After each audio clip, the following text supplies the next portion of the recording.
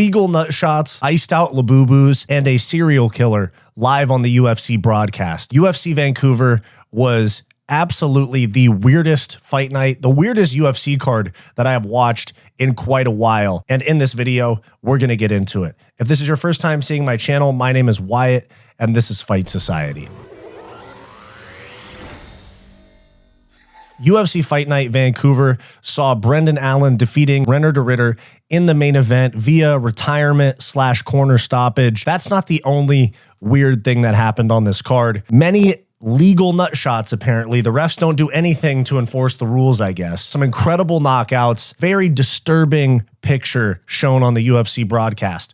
We'll start with the main event. Brendan Allen filled in on about 5 weeks' notice to replace Anthony Fluffy Hernandez against Reinier de Ridder. Reinier de Ridder, double champ in one championship, came over with a crazy career record, tons of accolades outside the UFC, and many people thought he was going to be the guy to challenge and or beat Khamzat in the grappling department. But it looks like that is not the case, as he gassed out very quickly and quit, or technically his corner threw in the towel.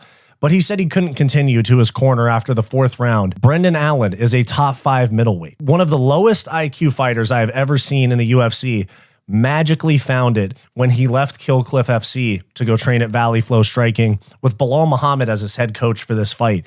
Really interesting in that main event. Reinier de Ridder looked really good for the first round, and his energy just totally zapped after that. He was just holding body triangles from bottom, trying to throw inverted triangles up while eating elbows from Brendan Allen. I mean, Brendan Allen was literally spamming elbows from top while Reinier de Ridder stares up at the clock, stares up at the big screen, and tries to throw up inverted triangles like this is a gi jiu-jitsu match. And it was a poor move. His coach ended up throwing in the towel, and his coach, I'm not going to read the entire thing, but his coach took full responsibility for stopping that fight, said he was looking out for his fighter's health, knowing that there was nothing left for him to give. And many people are calling de Ridder soft, saying that all he needed to do was beat bum-ass Brendan Allen to get a title shot. This is not the first time that he's quit in a fight. Even in this fight here in one championship where he was fighting Anatoly Malott, who they fought multiple times. It's his only 2 losses before the UFC. Here you see him not getting up in the middle of the 3rd round against Anatoly Malott, and Herb Dean asks him to get up, and he won't, and Herb Dean stops the fight. Many people are going to call Reinier de Ridder a quitter, and I know that it very clearly looks like that, given that he has 3 career losses. He's 21-3, and 2 of them are him quitting during a fight. One thing that needs to be pointed out is the fact that Reinier de Ridder, who cuts a massive amount of weight to make 185, he cuts like Alex Pereira type of weight. He showed himself on a scale at 230. Like, I think a week and a half out from this fight. And while he hasn't missed weight, he has done this 5 times in 11 months since joining the UFC. His UFC debut was against Gerald Mearshard November 9th, 2024. And then he fought January, and then May, and then July, and then just now in October. 5 massive weight cuts in 11 months, along with the damage that comes during a training camp and during a fight. You're giving your body almost no time to recover. So yes, of course, I know it's very soft looking to quit during the fight, and I'm not necessarily trying to cope with my pick being wrong, but 5 weight cuts that are that big of an undertaking, 40 pounds, 50 pounds. It's not like Ian Gary, who cuts from like 178 to make 170. Reinier de Ridder's cutting from like 225, 230 to make 185. And frankly, there isn't a whole lot to break down about the fight. He looked good in the first, gassed, and Brendan Allen just had his way with him until he quit. There was nothing impressive about Reinier de Ridder's performance outside the 1st round, and an inverted triangle that looked kind of close. This drastically shakes up the middleweight division because Brendan Allen's going to be a top 5 guy. It confuses people because Robert Whittaker went 5 rounds and lost to Reinier de Ridder in July. But then against bum-ass Brendan Allen, or at least used to be bum-ass Brendan Allen, he quits and he has nothing for him. Way bigger, way more physically imposing than Brendan Allen, and he just had nothing for him. And I don't mean to take away from Brendan Allen's performance. He did look very good, and clearly his move from Kill Cliff FC over to Valley Flow to train with Belal Muhammad has greatly improved his fight IQ, cardio, striking as well. He looks a lot better on the feet as well. He was somebody that I always thought was a goofy striker with good jiu-jitsu. And now he looks impressive on the feet. The biggest talking point of this card, along with tons of other stuff, if we're being real, is Brendan Allen's walkout. Now, I'm not going to show the video. It's the UFC broadcast. They're going to copyright it. But this post right here from Tony Has Died says, last night, a man flashed a photo of a woman being held hostage while Brendan Allen was walking out. And if you've looked online today, this is most of the talk about the card aside from Reinier de Ridder quitting. Apparently, Vancouver police are investigating what this is all about because it does look like a woman being held hostage. I saw someone say it looks like somebody getting knocked out in a boxing match. Very clearly right here kind of looks like a doorknob or a door handle next to this person's head, and it looks like they have black eyes and they've been bloodied up. He was on camera and he was actually wearing a like lucha libre luchador wrestling mask to hide his face. And what's being speculated is that this is a serial killer in the Vancouver area that is essentially bragging about a victim or a hostage live on the UFC broadcast. It's weird shit. I don't really know what to say about it because I saw other people saying that it's a scene from a Final Destination movie. Really, really weird. We'll see what comes of the next couple days. I might make another video about it in a couple days if any more information comes out of this. But ESPN did not edit this out. I just went back to the replay on ESPN Plus, and that clip, that angle of Brendan Allen's walkout is still there. The rest of the card was weird as well. Of course, it's just weird in general to say that Brendan Allen made Reinier de Ridder quit, and now he's a top 5 middleweight. I know he went on an 8-fight win streak. It was super fraudulent with people like Sam Alvey, Krzysztof Jotko. He's lost to the top of the division like Sean Strickland, but now he's coming off of a win over Reinier de Ridder, and before that, a fight of the night war with Marvin Vettori. So maybe this gym move is going to make Brendan Allen title challenging type of guy that many people thought he was early in his UFC career. And they lost hope in that, but it looks like he could be back. But Brendan Allen is a top 5 middleweight. Weird enough. And he could be fighting Hamzat next. Probably going to be Nasruddin Imavov, but it could be Brendan Allen. In the co-main event, a weird series of events. There was a lot of problems with the referee's judgment on this card, and I might make a separate video about this as well, is the quality of UFC officiating has not improved since the early 2000s. Like eye pokes, you don't get a point deducted. Low blows are legal. Very clearly they are legal. If you're tired, if you're losing a fight, just kick your opponent in the cup and change the direction of the fight. Mike Malott in the co-main event landed a low blow on Kevin Holland, and Kevin Holland was looking good up to that point. He gets hit low. He takes the entire 5 minutes allowed after you are fouled. Takes the entire 5 minutes, does this weird, vague walking back and forth with doctor, referee, and a second doctor asking him if he wants to continue. He's looking off, he's looking left, he's looking right, he's not responding, does not say yes. That is a rule. You have to say yes, I want to continue. And he did not say that. And Dan Miragliotta said, well, he didn't say no, fight. The only thing that Dan Miragliotta said was it was unintentional or accidental. So if you don't fight, you're going to lose by DQ, which is a crazy thing to say to a fighter while he's writhing in pain over a nut shot. Many people are saying that Kevin Holland quit. He was over it after that first round. And it did look like that. Kevin Holland has a tendency in fights to give up and check out and look very frustrated the second that the fight goes against him. Like when he's cruising, he's landing his 1-2 down the middle, landing that little tappy inside leg kick. He'll do that all day and he'll start talking. But yesterday, gave up, quit, got frustrated, and looked for a way out. I think he was looking for a no contest or a point deduction on Mike Malott for that low blow because he basically didn't throw back the rest of the fight. And the rest of the fight as well, he kept grabbing at his cup. In my opinion, that fight should have got stopped. Kevin Holland didn't want to be in there, but I think he didn't want to quit himself. Look, man, I was like one of the biggest Kevin Holland fans in the early part of his career. And now it's basically impossible to be a fan of the guy. Like I watch him and there's still a part of me that wants to see him do well. He's charismatic. He has a fun fight style when he tries. He's good for the sport. The activity, 5 fights in 2025. The activity that he puts out is good for the sport, especially when you have people like Arman Saruki and Colby Covington that are top 5, top 10 guys that fight once every 2 years and keep their spot in the rankings. Kevin Holland wants to get paid. He's going out there 5-6 times a year, win, lose, or draw. And that's kind of how his fights go. He kind of trades wins and losses, win one, lose one, back and forth. And Kevin Holland took to Twitter and he said, man, fuck what y'all talking about, bro. Kicked an STD into my dick. My nuts hurt. And of course, Kevin Holland, king of excuses, king of saltiness. This is just another chapter in the Kevin Holland weird career story. I remember the no contest with Kyle Dawkins after he got knocked out by a headbutt and then woke up and then got choked out.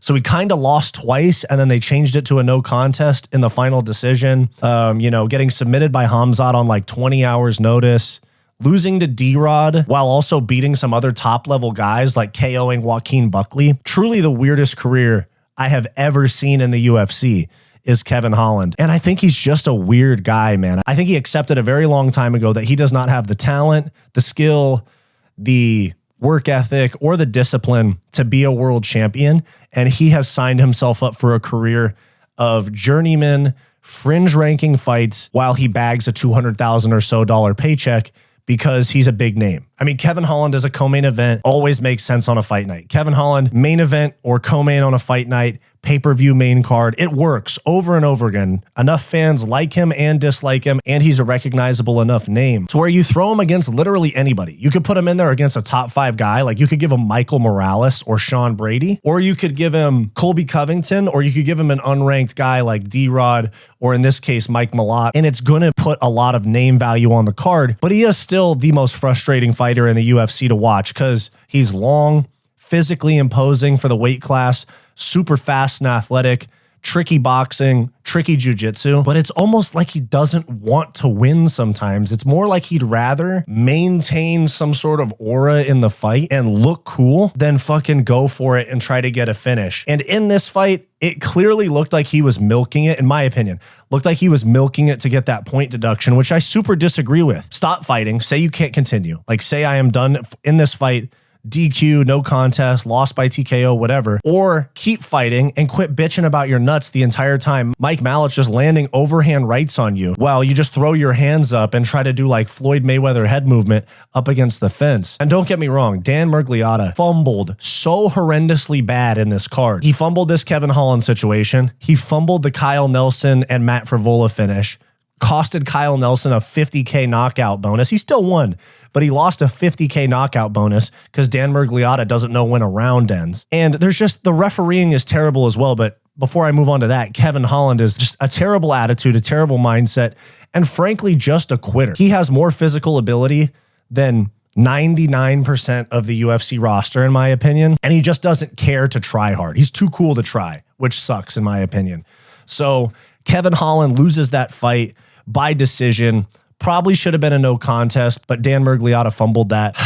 I don't know, man. Of course, he still has a job. It's Kevin Holland. He'll fight 5 more times before June of next year, and he'll lose 3 or 4 of them, but he's still going to have a job. It's Kevin Holland. Weird fight there, and Kevin Holland's a weird guy. Most frustrating fighter to be a fan of. Moving on from there, another controversial officials decision was Aiemann Zahabi getting a split decision win over Chito Vera. Now, I thought that Aiemann Zahabi got rounds 1 and 3, all of the rounds razor thin rounds. And Chito Vera has gone on a cope tour saying he got robbed because it was in Canada and Aiemann Zahabi's Canadian. But let's be real, Aiemann Zahabi is one of those guys that he has a very clear sense, a very vivid idea of how the judges are scoring the fight, which might be luck or it could be instinct. But in the fight, he has like a very clear idea of where the judges are scoring the fight because you see a round start to slip away in his opponent's direction, and he kind of just takes a step back, shakes out his arms,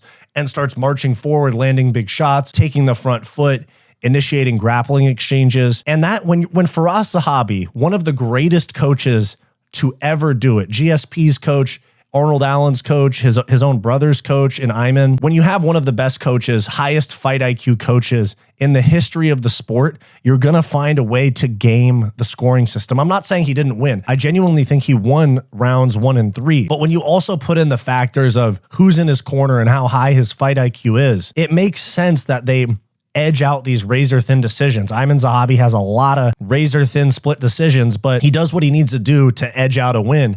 And while Chito Vera might have the big moments where he, busts open a cut, lands a big shot. Most of Chito Vera's game plan is being a punching bag until his opponent gets tired or until he lands a finishing shot. And that's just such a terrible, terrible fight tactic, fight strategy. My opponent's going to beat the shit out of me until he gets tired, and then I start mounting offense. That has worked in 5-round fights. It worked against Rob Font. It worked against Song Yadong.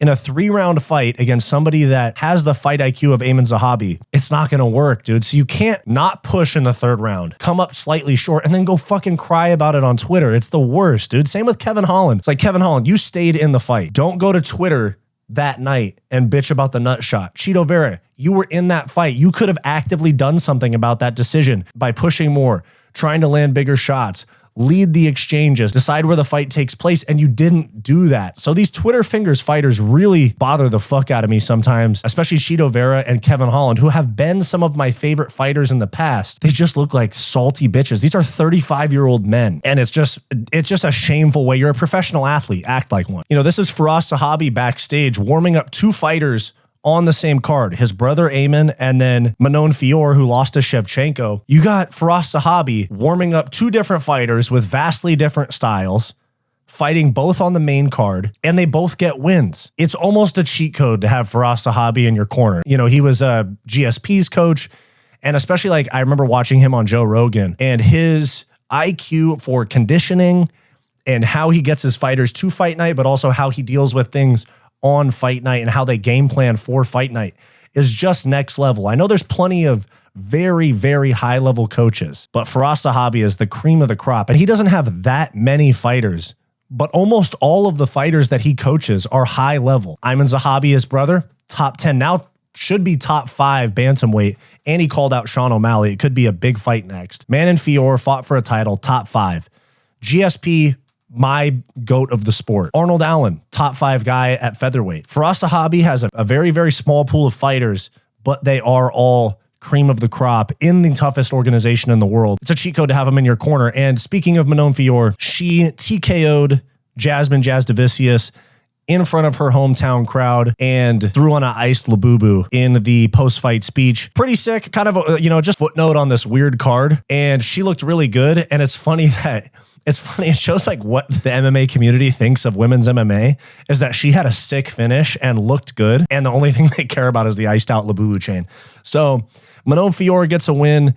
And then, of course, adding on to this weird ass card that took place, referee Jason Herzog, who in my opinion, I know he gets a lot of hate sometimes for his stoppages, but Jason Herzog, who I feel is one of the best cream of the crop referees in the sport, way better than Dan Mergliotta, who fumbles like every single fight that he refs. But Jason Herzog here live on the broadcast as they announce him as the referee gets caught checking out a ring girl, and he just confirms it with an emoji on Twitter. Quick break. If you're loving this video and you want more from Fight Society, click that join button down below to become a channel member today, where you'll get access to members only live streams, behind the scenes vlogs, and all the unfiltered stuff that we don't post to the main channel. Back to the video. Moving on to a sick prelim fight was Charles Air Jourdain and Davy Grant, which I thought was going to be an absolute war. Charles Jourdain drops Davy Grant with a flying knee and then latches up a crazy guillotine to finish the fight. He's had a few tough breaks in his career. The Gene Silva knockout was really tough, bad look. But since then, he's bounced back. The display of true mixed martial arts in this finish was amazing because you hit a flying knee to drop your opponent. I mean, look at this picture. Brutally break his nose, and then you latch him up in a guillotine. Just the way you go from Muay Thai kickboxing techniques to immediately latching up a guillotine, a tight guillotine, and getting a finish in a sport that does have a ton of specialists at the top of it, like an Alex Pereira with kickboxing, like a Hamzat with grappling, Israel Adesanya in his title run with the kickboxing, a Sean O'Malley with the striking, a Merab Dvalishvili with a specialist in cardio, judo, and there is a new meta in the sport, and that is being well-rounded. When you look at Ilia Topuria, this big knockout artist that really started out as a grappler. He has 8 submission wins to start his career. He's been doing jiu-jitsu since he was 15 years old. Ian Machado Gary, incredibly well-rounded. Charles Oliveira gets knockouts on the feet. I know he's been around longer, but all of these high-level fighters that have been at the top level for a while are specialists.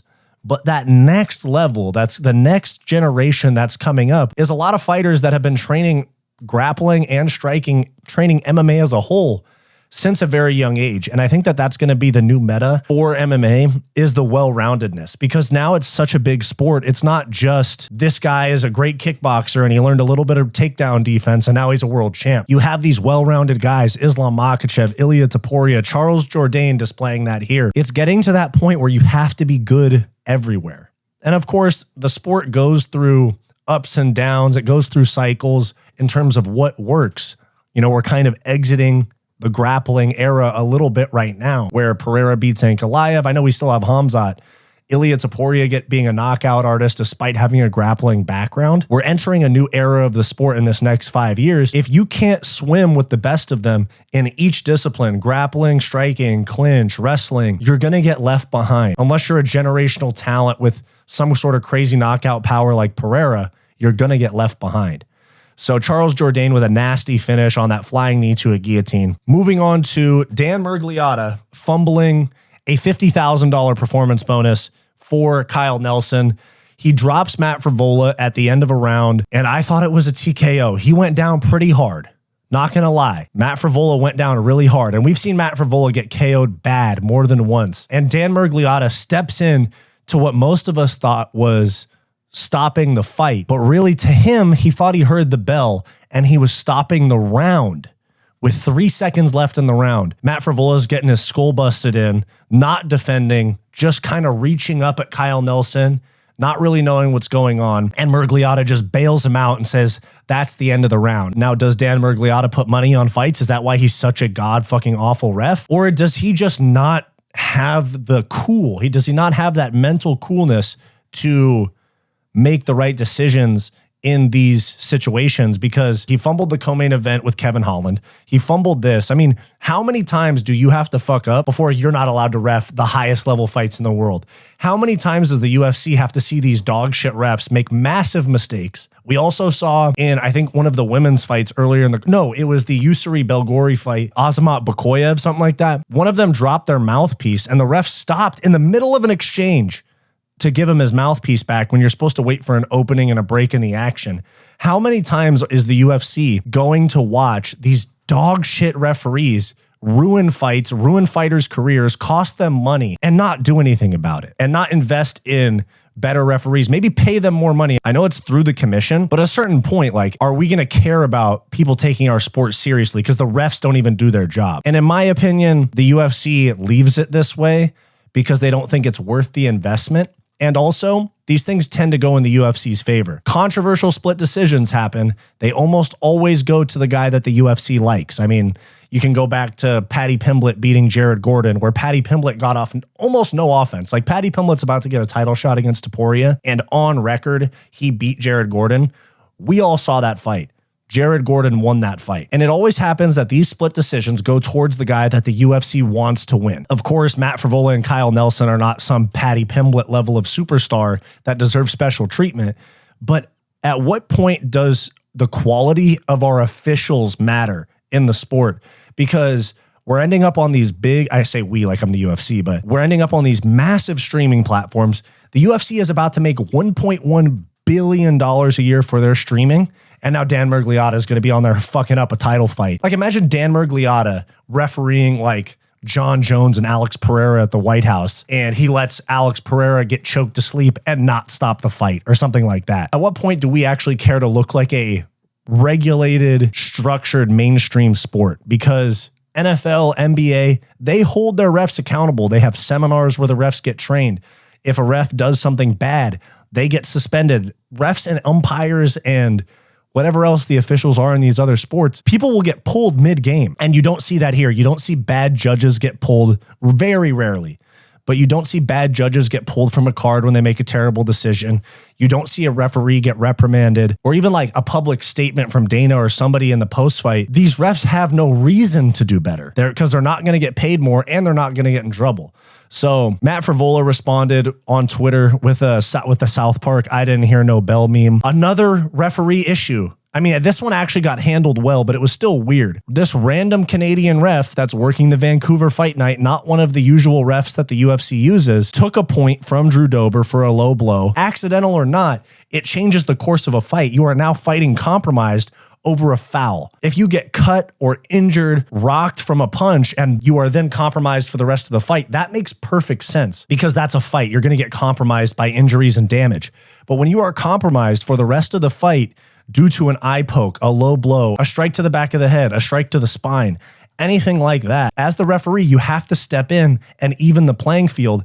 And this is exactly, this fight right here, Propolek and Dober, was exactly how it should have gone down. Low blow, gets a point taken. If Propolek on the receiving end of that low blow was not Canadian and Vancouver, maybe he doesn't get that point deduction, but he did. And Dober then just sees red, goes right after him, knowing that I have lost that point. I don't have a chance to win a decision. Even if I win 2 out of the 3 rounds, we have a draw. And so he goes out there, pushes for the finish after that foul, and gets a TKO to end the fight. Maybe the UFC should stop using these like legacy refs that have been reffing their fights for 15 years and using some people, even these local refs that know how to handle the fight well. So the weirdest fight night ever, the weirdest card I've watched since I've been a UFC fan, with fouls, bad judging, and apparently a crime being like bragged about by somebody on the UFC broadcast live. So truly the weirdest card I've watched in some time. As far as the main event goes, this very much means that Nasruddin Imavov versus Khamzat Chimaev is the next title fight. And I would like to see Sean O'Malley fight Aiemann Zahabi. I think that that's a favorable matchup for Sean O'Malley, and that's what he's going to want. He's going to want somebody that's going to strike with him.